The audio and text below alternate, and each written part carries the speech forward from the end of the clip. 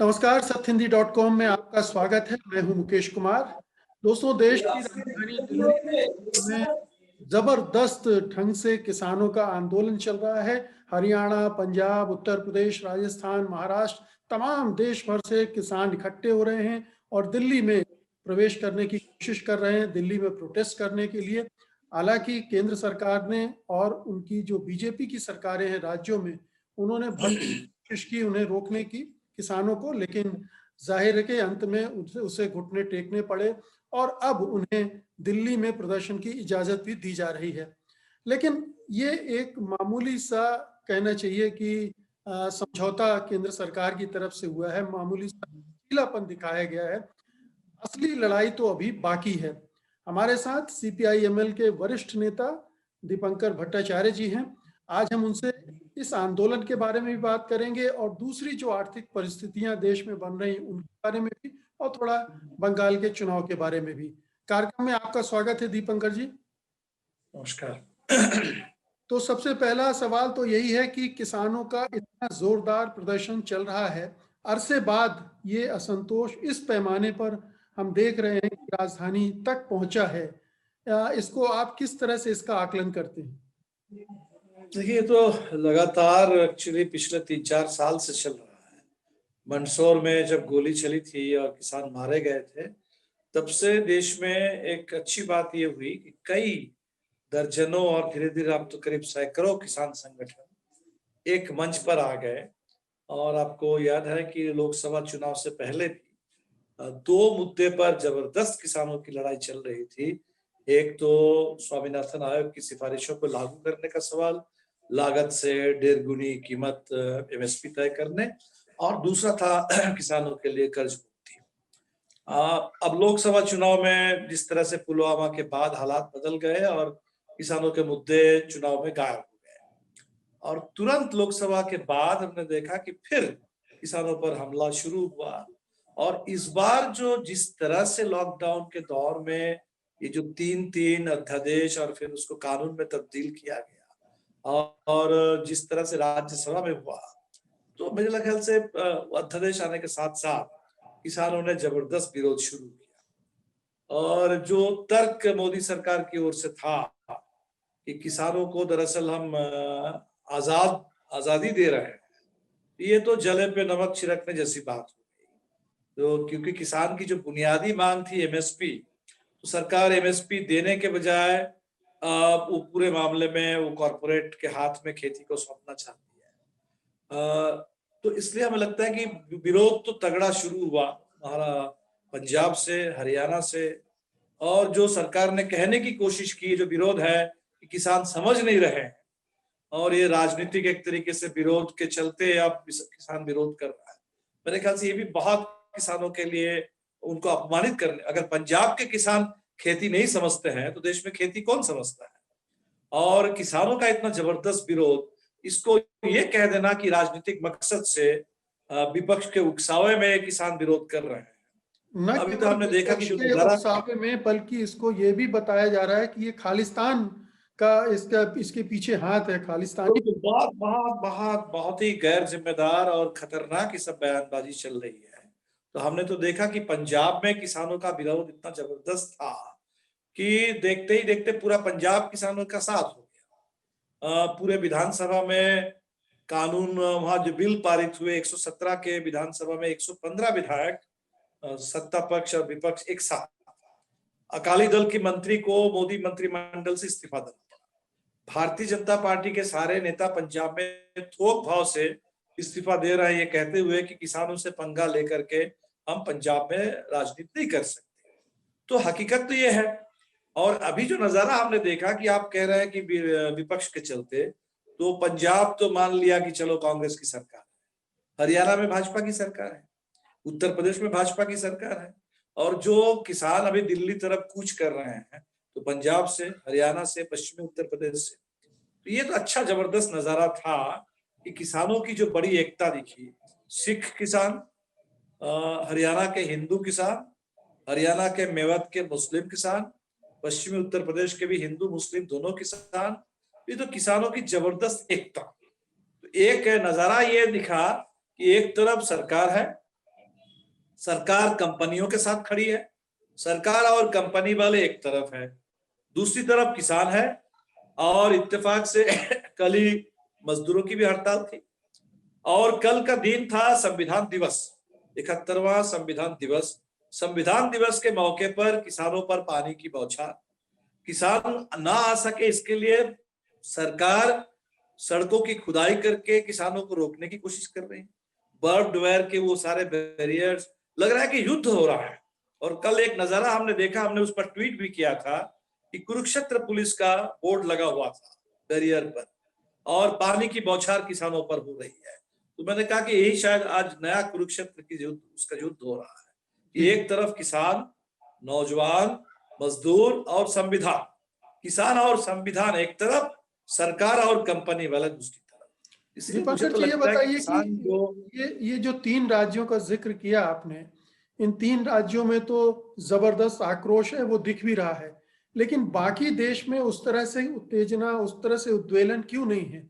इसको है। हमें लगता है पैमाने कि पर मैं आपको आपको जैसे बिहार के बारे में बताऊं कि बिहार के चुनाव में एक फर्क जरूर इसमें आपको, हमें लगता है कि आप भी मानेंगे कि पंजाब में, हरियाणा में और पश्चिमी उत्तर प्रदेश में जो कृषि विकास की स्थिति है वो भारत के शेष हिस्सों से थोड़ा अलग है। अब जैसे बिहार को लीजिए, तो बिहार में 2006 में नीतीश जी ने कृषि बाजार समितियों को भंग कर दिया। तो वहां मुश्किल से 1% धान हो, गेहूं हो या मक्का हो, उसकी खरीद बिक्री होती है। तो सबसे ज्यादा पंजाब के किसान प्रभावित होंगे मंडियों को भंग कर देने से। एमएसपी सरकार अगर कागज पर तय कर दे लेकिन उसको लागू ना करवाए, तो सबसे ज्यादा नुकसान पंजाब के किसानों का होगा, हरियाणा के किसानों का होगा, यूपी के किसानों का होगा। मतलब जहां जिस अनुपात में किसानों को नुकसान होगा, उसी अनुपात में किसान का विरोध की आवाज आपको सुनाई दे रही है। जहां थोड़ा अभी किसानों को लग रहा है कि उतना ज्यादा उनका नुकसान नहीं होगा, लेकिन उनकी भी पूरी सहानुभूति, पूरी संवेदना पंजाब के किसानों के साथ है। और दूसरा, इसमें किसान का मुद्दा सिर्फ नहीं है, इसमें जैसे आपने बिल्कुल सही कहा कि बिल्कुल एक फेडरलिज्म का सवाल आया, क्योंकि पंजाब ने जब तय कर लिया कि हम किसानों के साथ खड़े हैं, तो मोदी सरकार ने दरअसल पंजाब को पनिश करने के लिए, जो जैसे हम लोग कहते हैं कि हुक्का पानी बंद कर देना, अब गुड्स ट्रेन की आवाजाही बंद, कोयला नहीं पहुंचेगा, थर्मल पावर प्लांट बंद हो जाएंगे, तो पंजाब को अंधेरे में डुबो देना, पंजाब को एक तरीके से इसके लिए जलील करना कि आप विरोध क्यों कर रहे हैं। ये तो बिल्कुल आने वाले दिन में हिंदुस्तान में फेडरलिज्म है, लेकिन केंद्र सरकार के कानूनों का विरोध करने पर अगर केंद्र सरकार राज्यों के खिलाफ और उसकी पूरी जनता के खिलाफ इस तरीके से पेश आए, एक तरह से जंग छेड़ दे, तब तो इस देश में ना संविधान रहा, ना लोकतंत्र रहा, ना इस देश में फेडरलिज्म रहा, ना इस देश के किसान मजदूरों का कोई अधिकार बचा। मैं इसी इसलिए मुद्दे बड़ा पर सवाल है, मुझे लगता है कि इस बिना पर भी ये बिहार, बंगाल जैसे प्रांत, जहां शायद इतने ज्यादा फसलों का प्रोक्योरमेंट होता ही नहीं है, लेकिन इन राज्यों में भी हमने देखा है कि किसान बिल्कुल पंजाब के किसानों के साथ हैं। यहाँ भी जैसे हमने कार्यक्रम लिया, जगह जगह जो लोग दिल्ली नहीं पहुंच पा रहे हैं क्योंकि बहुत दूर है यहाँ से, कोविड का दौर भी है, लेकिन लोग अपने गांव में, अपने डिस्ट्रिक्ट्स में, प्रखंड मुख्यालय में जबरदस्त प्रदर्शन कर रहे हैं। नरेंद्र मोदी का पुतला, खट्टर का पुतला, मैं आपको बता दूं कि उत्सव के तर्ज पर पूरे बिहार के गांव गांव में जल रहे हैं। बंगाल में भी शुरू हो गया है। तो 26 की हड़ताल थी, लोगों की नजर हड़ताल पर ज्यादा थी, लेकिन अब तो पूरे सबकी नजर दिल्ली के किसानों पर है। सरकार के खिलाफ भारी आक्रोश है और पूरे देश के किसान बिल्कुल साथ है पंजाब और दीपंकर जी, हमने अभी पिछले 6 सालों में लगातार ये देखा है कि ये सरकार किसी भी जन दबाव में झुकती नहीं है, उसका सम्मान नहीं करती है। एक फैसला कर लिया तो उस पर डटी रहती है, चाहे दुनिया इधर से उधर हो जाए। तो आपको लगता है कि किसान जो इस तरह से जीने मरने की लड़ाई लड़ने पर उतर आए हैं, उसका कोई दबाव बन पाएगा इस सरकार पर? ये सरकार अपने बिल्कुल बिल्कुल बिल्कुल बन पाएगा, बिल्कुल बन पाएगा और बन रहा है अभी। जैसे आपको याद होगा कि मोदी जी की शुरुआत कैसे हुई। मोदी जी 2014 में आए और पहली कोशिश उन्होंने की कि 2013 का जो भूमि अधिग्रहण कानून था, जिसमें पहली बार हिंदुस्तान में कुछ किसानों के लिए ठीक ठाक मुआवजा देने की बात हुई थी, और न सिर्फ उन किसानों के लिए बल्कि भूमि अधिग्रहण से जिन लोगों की भी रोजी रोटी खत्म हो जाती है, उन तमाम लोगों के लिए जो प्रावधान हुआ था सिंगूर नंदीग्राम के बाद, एसीजेड के बाद, तो उस कानून को खत्म करने की कोशिश हुई, एक अध्यादेश लाया गया।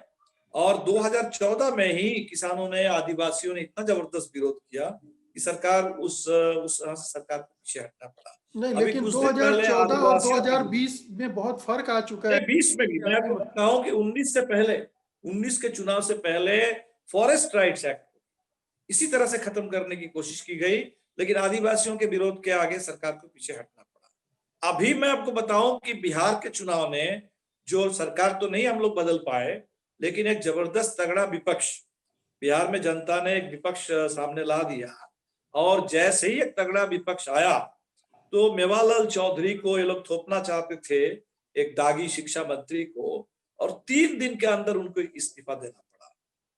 दिल्ली के में किसानों को घुसने नहीं देना चाहते थे, अब वो कह रहे हैं कि आपको बुढ़ाड़ी में जहां निरंकारियों का वो सत्संग होता है, वहां आपको हम धरने के लिए जगह देंगे। तो मेरे ख्याल से सरकार तो पीछे हट रही है, और सवाल है कि जनता जब जब आगे बढ़ेगी, देश में अभी भी आजादी है, लोकतंत्र है, संविधान है, और एक आजाद मुल्क में किसान आगे बढ़े तो कोई सवाल ही नहीं है कि सरकार पीछे नहीं हटेगी। नहीं, पूरे देश लेकिन के किसान, आप पूरे देश के इसको इस तरह मजदूर से आगे भी बढ़े, देखिए दीपंकर जी, सरकार को पीछे हटना ही पड़ेगा। इसको इस तरह से भी देखिए दीपंकर जी कि ये सरकार ये मान रही कि वो बहुत बड़ा कृषि सुधार कर रही है, 3 कानूनों को बनाकर वो आर्थिक सुधार को आगे बढ़ा रही, तथाकथित आर्थिक सुधारों को आगे बढ़ा रही है, श्रम सुधारों की दिशा में उसने कदम बढ़ा दिए हैं। तो अगर एक कदम यहाँ पीछे उसको खींचना पड़ा तो फिर हर जगह उसे पीछे हटना पड़ेगा। और इस सरकार का जो अभी तक चरित्र रहा है, रवैया रहा है, वो इस मामले में बहुत लचीला नहीं रहा है, इसलिए मैं ये सवाल उठा रहा हूँ। नहीं, वो तो सरकार लचीला नहीं है, बिल्कुल सही, लेकिन जनता अगर आर पार की लड़ाई के मूड में आ जाए, अगर सवाल ये हो जाए कि इस देश में जनता बड़ी है या इस देश में जनता के वोट से चुनी गई एक सरकार, वो सरकार संविधान से ऊपर है, तो सवाल जब जनता और संविधान का और सरकार के कुछ मान लीजिए कोई भी अध्यादेश या कोई भी कानून जबरदस्ती थोपना चाहे, तो मेरे ख्याल से ये लड़ाई जब आर पार की होगी तब तो पीछे हटना ही पड़ेगा। और अब धीरे धीरे सारे लड़ाई हमें लगता है कि आर पार की लड़ाई बनने जा रही है। जैसे अब इस बार की ट्रेड यूनियन की हड़ताल को देख लीजिए, जितना जबरदस्त समर्थन था, इसके पीछे बड़ा कारण ये है कि कुछ दिन पहले तक निजीकरण को लोग समझते थे कि आर्थिक मुद्दा है, ट्रेड यूनियनों का मुद्दा है। इस बार हमने देखा बिहार के चुनाव में भी, जब नौजवान रोजगार की बात कर रहे थे, उनके सामने सवाल ये सिर्फ नहीं था कि बिहार में जो खाली पड़े पद है उन पदों को भरा जाए, उनके सामने सवाल ये भी था कि ये रेलवे का निजीकरण जो नरेंद्र मोदी करने जा रहे हैं, तो रेलवे ऐसा सेक्टर है हिंदुस्तान का सबसे बड़ा एम्प्लॉयर, और वहां अगर नौजवानों को नौकरी नहीं मिलेगी आने वाले दिन में, सरकारी नौकरी खत्म होगी तो आरक्षण भी खत्म हो जाएगा। तो आरक्षण का खात्मा, स्थायी रोजगार, सम्मानजनक सुरक्षित रोजगार का खात्मा, तो हिंदुस्तान के नौजवान इसको मानने नहीं जा रहे हैं। तो हम तो देख रहे हैं कि किसान, मजदूर या आम लोग समझ रहे हैं कि शिक्षा का निजीकरण, निजी शिक्षा यानी महंगी शिक्षा, निजी इलाज यानी महंगा इलाज, तो निजीकरण मतलब महंगाई। ये जो आलू प्याज की कीमत बढ़ रही है, आलू प्याज को आपने मान लिया कि वो अब आवश्यक नहीं है, वो उसको हम कर देते हैं, शायद वो लग्जरी आइटम समझते सरकार अब इस देश में, तो आलू प्याज की कीमत बढ़ेगी और जनता ऐसे ही चुपचाप मान लेगी, ऐसा तो बिल्कुल नहीं होने जा रहा है। इसीलिए अब वो समय आ गया है कि जनता बनाम सरकार, जनता बनाम सत्ता, संविधान बनाम सरकार जो कॉर्पोरेट परस्ती, दोनों के बीच में टकराव, आर पार की लड़ाई होगी, सरकार को पीछे हटना पड़ेगा। दीपंकर जी, हम ये लगातार देख रहे हैं कि जो लेफ्ट है हिंदुस्तान का, वो काफी हद तक वर्किंग क्लास को मोबिलाइज तो कर लेता है, लेकिन संसदीय राजनीति में उसका वोट में तब्दील होना भी बहुत जरूरी होता है, क्योंकि अंततः तो बात विधायिका में चली जाती है, संसद और विधानसभाओं में चली जाती है, और वहां वो बहुत कमजोर रहते हैं। अभी बिहार में तो चलिए थोड़ी सी एक उल्लेखनीय सफलता आप लोग ने अर्जित की है, लेकिन बाकी जो आपका पूरे देश भर में प्रभाव है वो लगातार सिकुड़ता चला जा रहा है। मैं पूरे वामपंथ की बात कर रहा हूं। तो ये तो बहुत बड़ी चिंता का विषय होना चाहिए आपके लिए। नहीं, ये देखिए, बिहार का आपने जिक्र किया अभी इस समय, तो बिहार में दो तीन कुछ खास चीजें हुई है इस बार।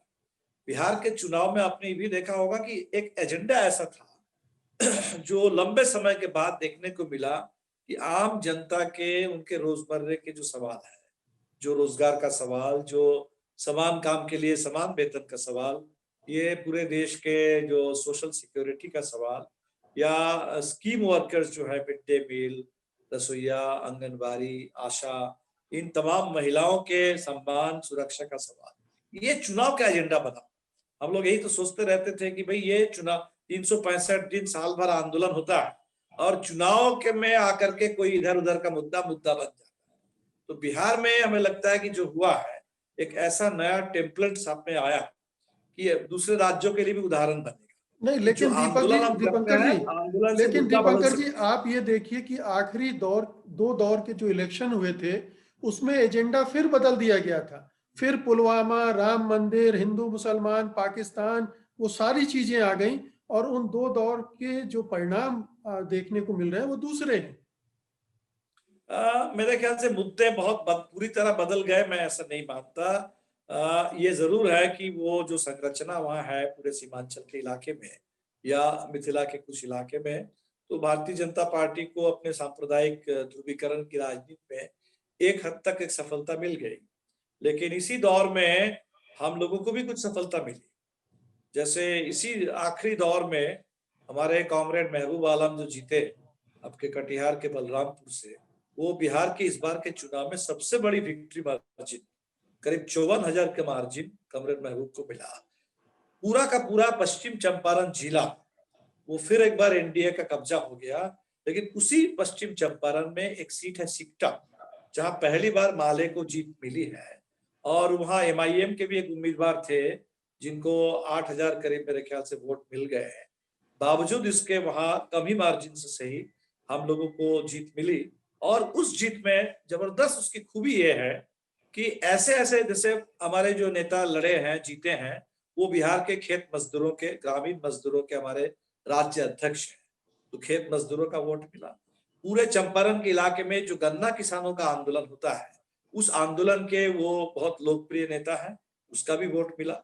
जो सीए के खिलाफ पूरे देश में शाहीन बाग के तर्ज पर आंदोलन हो रहा था, जिसको लोगों ने समझा, बहुत लोगों ने प्रचारित किया कि मुस्लिम लोगों का आंदोलन है।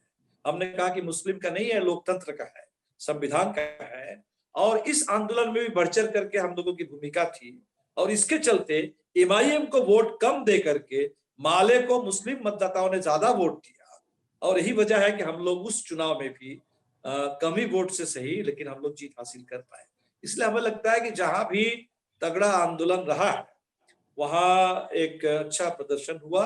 लेकिन अफसोस की बात यह है कि ये जो पूरा बेल्ट है, इस बेल्ट में अभी फिलहाल लेफ्ट कमजोर है, और ज्यादातर सीटों पे शायद कांग्रेस के ऊपर भरोसा किया गया था, तो कांग्रेस का वो अपेक्षित परिणाम नहीं रहा, जी। और शायद भाजपा को दीप थोड़ा आसान मौका मिल गया। जी, दीपंकर जी, अब बंगाल में चुनाव है और बंगाल का चुनाव परिदृश्य इस तरह का बना दिया गया है कि ममता बनाम बीजेपी और मुद्दे भी हिंदू बनाम मुस्लिम, यानी बीजेपी पूरा हिंदुत्व का एजेंडा लेकर उतर चुकी है और ममता बनर्जी पर मुस्लिम तुष्टीकरण का आरोप लग रहे हैं।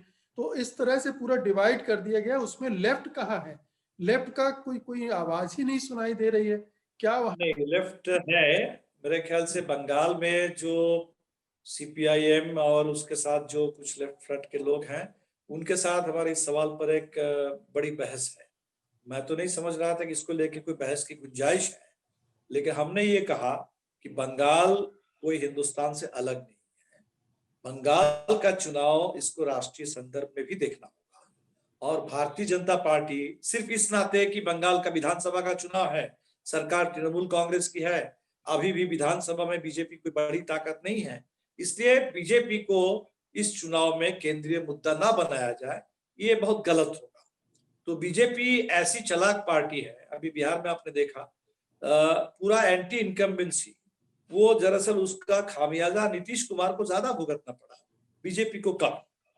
2010 की तुलना में 2010 में नीतीश जी को 115 सीट मिली थी और प्री मोदी बीजेपी को 91 सीट्स थी। अब 2010 से अगर 2020 की हम तुलना करें, नीतीश जी की सीटें 115 से घट करके 43 पर आई, लेकिन भाजपा की सीटें भी घटी है, लेकिन वो 91 से घट करके 74। तो यानी भाजपा, उसके पास इतना मजबूत देश में परसेप्शन मैनेज करने का, लोगों को मैनिपुलेट करने का, ओपिनियन को एक तरीके से मैनिपुलेट करने का जो प्रचार तंत्र है, प्लस उसके पास सत्ता है, पैसे हैं, तो वो सत्ता में रहते हुए भी एंटी इनकम्बेंसी से बच निकल जाती है। और बंगाल में तो वो अभी सत्ता में भी नहीं है, लेकिन बंगाल के सामने त्रिपुरा का उदाहरण है, जहां लेफ्ट की सरकार थी और अचानक भाजपा आ गई। असम का उदाहरण है, झारखंड का भी उदाहरण है, जहां लोकसभा में भारतीय जनता पार्टी स्वीप कर गई थी, एनडीए वाले, और विधानसभा चुनाव में झारखंड की जनता ने उसी भाजपा को सत्ता से बेदखल किया। तो मेरे ख्याल से बंगाल के सामने हर तरह का उदाहरण है, और हम लोग इस पर कोशिश कर रहे हैं कि भाजपा को बंगाल में भी एक नंबर का टारगेट माना जाए। और तृणमूल कांग्रेस से जरूर लड़ाई है, बहुत सारे उसके खिलाफ भी नाराजगी है, लेकिन फिर भी बंगाल पर भाजपा का कब्जा ना होने दिया जाए। और बंगाल की वामपंथी विरासत, उसकी ये मांग है, उसकी ये परीक्षा की घड़ी है उसके लिए। और मैं इसलिए भी कह रहा हूँ, वामपंथ के लिए नहीं, क्योंकि भाजपा का पूरा एजेंडा है कि हमें पीछे ले जाना। अभी बंगाल में भाजपा की बहस सुन करके आपको लगेगा कि आप 2020 में नहीं, आप 1940 के दशक में हैं। अभी आजादी के आंदोलन में वो जो पार्टीशन वाला दौर था, वो जो दंगा फसाद, वो जो देश का विभाजन, उस दौर में भाजपा हमें धकेलना चाहती है। तो बंगाल के लोगों को ये भी एहसास है कि आजादी के आंदोलन में जो देश का पार्टीशन हुआ, उसका सबसे ज्यादा पीड़ा एक पंजाब, एक बंगाल, ये दो प्रांत में लोगों को सबसे ज्यादा नुकसान उठाना पड़ा, सबसे ज्यादा पीड़ा झेलनी पड़ी। तो अब ये जो आके कह रहे हैं कि हम यहाँ एनआरसी लागू करेंगे, कोई कहता है 50 लाख को बाहर करेंगे, कोई कहता है 1 करोड़ को बाहर करेंगे, तो बाहर कहाँ करेंगे, कहाँ भेजेंगे उनको? अब बांग्लादेश तो लेगा नहीं। तो इसका मतलब पूरे बंगाल में एक तरह से बंगाल को डिस्टर्ब कर देना चाहते हैं, हमेशा एक कॉन्फ्लिक्ट। तो बंगाल के लोग अमन चैन भी चाहते हैं, तो विकास भी लेफ्ट के चाहते पास हैं। क्या स्ट्रेटजी है दीपंकर जी? क्या कोई महागठबंधन? हमारे पास हम अभी फिलहाल दो स्ट्रेटेजी पर हम काम कर रहे हैं। एक तो जो भारतीय जनता पार्टी को लेकर के एक जागरूकता अभियान, सबसे पहले कि भाई भाजपा को एक भी वोट नहीं। ये बंगाल के अंदर एक बहुत बड़ा, क्योंकि ये बंगाल, ये चैतन्य देव का बंगाल है, ये विवेकानंद का बंगाल है, रविंद्रनाथ का बंगाल है, ये पूरी की पूरी, सिर्फ वामपंथ का सवाल ही नहीं है, पूरे बंगाल का जो वैचारिक सांस्कृतिक इतिहास रहा है, जो भाईचारा रहा है, जो यहाँ एक फ्री थॉट। अभी जैसे आप लव जिहाद को ले लीजिए, लव जिहाद क्या है? हिंदू महिलाओं, उन पर पहरेदारी, ताकि कोई हिंदू महिला वो अपने धर्म से बाहर शादी ना करे। तो पहले आप हिंदू महिला की बात करेंगे, कल आप कहेंगे कि जाति के बाहर शादी ना हो, और परसों जाकर के आप कहेंगे कि प्यार से शादी ही ना हो। शादी जो है परिवार जहां तय कर दे, खप पंचायत जैसे कह दे, वैसे ही हो। तो मेरे ख्याल से बंगाल में महिलाओं में राम मोहन के जमाने से सती के खिलाफ लोगों ने लड़ा, विद्यासागर ने विधवाओं की शादी के लिए उस प्रथा को भी किया। तो लोगों ने उस समय के समाज को सोचिए, उस समाज में जब लोगों ने लड़ा हिंदू महिलाओं के अधिकार के लिए, तो आज भी ये लव जिहाद, ये सारे भाजपा की बातें बंगाल के लोग आसानी से मानने नहीं जा रहे। एक एवेकनिंग कैंपेन, जागरूकता अभियान। दूसरा हमें लगता है कि बिहार की तर्ज पर अभी जो जिन मुद्दों को लेकर कल हड़ताल रही, जिन मुद्दों को लेकर पंजाब के किसान लड़ रहे हैं, ये मुद्दे बंगाल की भी है। लॉकडाउन की मार जैसे बिहार के लोगों को झेलनी पड़ी थी, बंगाल के प्रवासी मजदूरों को। तो कोविड का, बिहार में कोविड बड़ा मुद्दा नहीं था, लेकिन बंगाल में बड़ा मुद्दा है। और कोविड में बंगाल की जो पूरे लोगों की जो स्थिति हो रही है, ये सिर्फ अकेले राज्य सरकार जिम्मेदार नहीं है, केंद्र सरकार भी बड़ी जिम्मेदार है इसमें। तो इन मुद्दों को तय करके एक एजेंडा हम चाहते हैं कि बंगाल के चुनाव का एक एजेंडा सेट हो, उस एजेंडे पर चुनाव सिर्फ इस पर नहीं हो कि तृणमूल बनाम भाजपा, मोदी बनाम दीदी, हिंदू बनाम मुस्लिम, इस पर चुनाव ना हो। नहीं तो दीपंकर साहब, आपका साहब- कहना ठीक है। लेफ्ट लेफ्ट हमेशा से एक एजेंडे की बात करता रहा है। हर इलेक्शन में एक एजेंडे की बात लेफ्ट हमेशा रखता रहा है। लेकिन आप जानते हैं कि चुनाव तो बहुत उसके लिए बहुत तरह के तालमेल जोड़ तोड़ की जरूरत होती ताकि वोटों का बंटवारा ना हो। तो जैसे बिहार में महागठबंधन बना, क्या बंगाल में भी इस तरह की कोई योजना है, कोई गठबंधन महागठबंधन बने? देखिए, बिहार और बंगाल में एक बड़ा फर्क है। फर्क यह है कि बिहार में राज्य में भी एनडीए की सरकार थी, केंद्र में भी एनडीए की सरकार है, तो एक तरह से एक स्ट्रेट लाइन था। बंगाल में ऐसा स्ट्रेट लाइन नहीं है। बंगाल में पिछले 10 साल से टीएमसी की सरकार चल रही है और इस सरकार से भी लोगों में खासी नाराजगी है। लोगों की जो उम्मीद थी, जैसे आपको याद है, सिंगूर नंदीग्राम के बाद किसानों की बात करके और लोकतंत्र की बात करके ममता बनर्जी माँ माटी मानुष, ये उनका नारा था। लेकिन सरकार जब आई तो बंगाल में हिंसा का दौर शुरू हुआ, एक राजनीतिक हिंसा का, एक थोड़ा आतंक का, बाद में भ्रष्टाचार का, गुंडागर्दी का। तो ये जो दौर रहा, भाजपा को इसका पूरा का पूरा फायदा मिला है। इसलिए मुझे नहीं लगता कि यहाँ कोई ऐसा सीधा सपाट वैसा कोई बड़ा गठबंधन बन सकता है। लेकिन ये जरूर हमें लगता है कि बंगाल में भारतीय जनता पार्टी के खिलाफ एक बड़ा जनमत अगर तैयार हो, इसलिए हमने जो सुझाव दिया कि अभी इस समय बंगाल में तृणमूल कांग्रेस के विरोध में भाजपा से वोट लेने के बजाय वामपंथियों को भाजपा के विरोध में तृणमूल कांग्रेस से वोट लेना जरूरी है। तो अगर हो, हमें लगता है कि एक बड़ी बात होगी। और अभी चुनाव में गठबंधन का क्या स्वरूप होगा, इसके लिए हमारे पास थोड़ा समय अभी भी है। बिहार में भी गठबंधन एकदम आखिरी दौर में जाकर के उसकी शक्ल लोगों को समझ में आई। अभी तो मेरे ख्याल से एक माहौल बन रहा है वो, और मुद्दे तय हो रहे हैं। तो माहौल बने देश में लोकतंत्र के पक्ष में, बंगाल में भी लोकतंत्र के पक्ष में, भारतीय जनता पार्टी के खतरनाक इरादों को बंगाल में शिकस्त देने के सवाल पर, और तृणमूल कांग्रेस से भी हिसाब जो लेना है, हिसाब मांगना है, वो हिसाब लेना, और मुद्दे तय हो जाए। क्या बंगाल चुनाव में कांग्रेस के साथ भी तालमेल की गुंजाइश बन रही है? कांग्रेस के साथ सीपीआईएम की बातचीत चल रही है, लेकिन उस बातचीत का नतीजा क्या निकलेगा कहना अभी मुश्किल है। कांग्रेस के साथ 2016 में अघोषित तालमेल था, 19 में तालमेल की बात हो रही थी, लेकिन आखिरी दौर आते आते तालमेल नहीं हो पाया था। और अब कांग्रेस संख्या के हिसाब से सीपीएम से थोड़ी बड़ी पार्टी है, और हमने सुना कि यहाँ कांग्रेस की जो मांगे हैं कि जितनी सीटें कांग्रेस मांग रही है, मुख्यमंत्री का दावेदार मांग रही है, तो बिहार के बाद तो सारे लोग थोड़ा सा डरे हुए हैं। 70 सीटें कांग्रेस को दी गई थी बिहार में, और स्ट्राइक रेट 30% से भी कम। 70 सीट लेकर के 19 सीट कांग्रेस को वहां मिली, जबकि लोग कह रहे हैं कि भाई अगर माले को, अगर लेफ्ट को ज्यादा सीटें मिलती तो बिहार में अभी नजारा कुछ और होता चुनाव परिदृश्य। इसलिए तालमेल की जो बातें हो रही है वो सीपीएम और कांग्रेस के बीच में, उस पर मेरे ख्याल से कोई टिप्पणी करना मेरे लिए मुश्किल है। लेकिन वो हम लोग देखेंगे कि क्या बात होती है। और उससे भी बड़ा सवाल हमारे लिए तो ये है, किसी भी तालमेल में ये सबसे पहले तय होना चाहिए कि ये जो तालमेल है उसका मेन लक्ष्य भारतीय जनता पार्टी को, ऐसा नहीं हो कि जैसे तैसे जैसे भी हो तृणमूल कांग्रेस से छुटकारा पाना, इसको हम इतना बड़ा मुद्दा बना दे ताकि उसका फायदा भारतीय जनता पार्टी उठा ले। जी, बहुत बहुत शुक्रिया दीपंकर दा, हमसे बातचीत करने के लिए, और उम्मीद है कि आपसे लगातार बातचीत होती रहेगी। बहुत बहुत धन्यवाद आपका। नमस्कार। सत्य हिंदी के और वीडियोस को देखने के लिए हमारे YouTube चैनल को सब्सक्राइब करें और सीधे नोटिफिकेशन पाने के लिए बेल आइकन दबाएं।